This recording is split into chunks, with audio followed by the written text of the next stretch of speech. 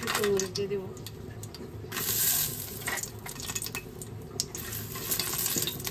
আর শুকনো মরিচ দিয়ে আলু ভর্তা বা টস্টানো যাই বলি, অনেক স্বাদ। আস্তে আস্তে হতে থাকবে। আমার হয়ে গেছে। আর আগে থেকে আমি আলুগুলো সেদ্ধ করে ছড়িয়ে রেখেছিলাম। এখন একটু সরিষার তেলে ছড়িয়ে দেবো।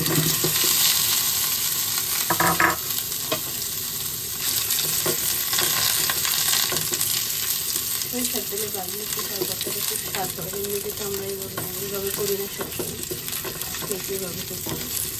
সরিষার তেলে ভেজে নিলে অন্যরকম আসলে শুধু মজার একটা টেস্ট হয়। এবার পেঁয়াজ করে দিলাম, একটু ভালো করে দিয়ে দেবো। সরিষার তেল দিয়ে আমি ভালো করে আলুগুলো ভেজে নিয়েছি। পেঁয়াজটার সাথে দিয়ে সেটা বেরেস্তার মতো করে নিয়েছি।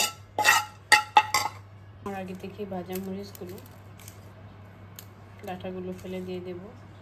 আর এইভাবে আলু ভর্তা খেয়ে দেখবেন, আসলে কি যে টেস্ট, একটা রেস্টুরেন্ট স্টাইলের এটা ভর্তা।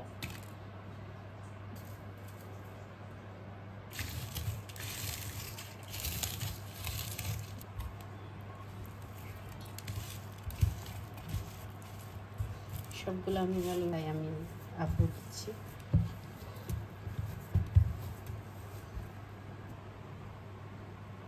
আজকে রান্না করতেছি আম ডাল, কারণ আমের সিজন। আমের ডাল না খেলে চলেই না।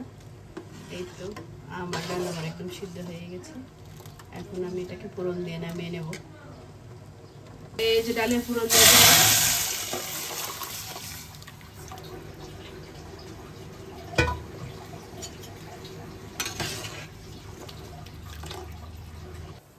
আর এখানে রান্না করতেছে শ্যামাই মাছ, ছোট মাছ, এই তো শ্যামাই বললাম মজা করে, আসলে কাসকি মাছ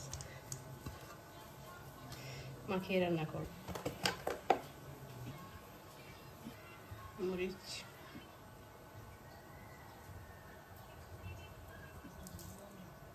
আলুটা হালকা একটু মেখে নেব, নিয়ে হালকা একটু পানি দিয়ে বসিয়ে দেবো। আজকে রান্না ছিল আমার আম ডাল আর সরিষার তেল দিলে আলু চটকানো বা তাবড়ানো, আর হচ্ছে শ্যামাই মাছ আলু দিয়ে শুকনো করে একদম রান্না।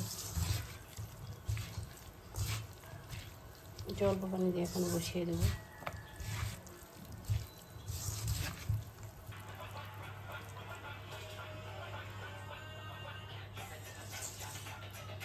আর একটু শুকনো করবো। ধন্যবাদ সবাইকে আমার পাশে থাকার জন্য। লাইক কমেন্টস করে পাশে থাকবেন।